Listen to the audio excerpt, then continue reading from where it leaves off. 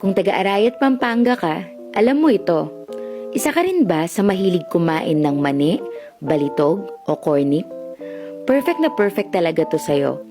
Perfect siya pampulutan sa inuman, kainin habang nagkukwentuhan o habang nanonood ka ng iyong paboritong movie o teleserye. Laging bago ang tinda nila. Itong binili ko, 50 pesos lang ay marami na. Alam mo ba na lalo pang pinasarap ang mga paboritong mong ito dahil nilalagyan nila ito ng fried garlic at butter. Pwede ka rin magpadagdag ng sili. Pwede mo rin padagdagan ng asin kung gusto mo ng mas maalat na timpla. Marami silang nagtitinda nito sa palengke ng Arayat. Di mo pa ba ito na-try? Kung ako sa'yo, try mo na. Hindi ka magsisisi. Siguradong sulit at mapapaulit ka sa sarap nito.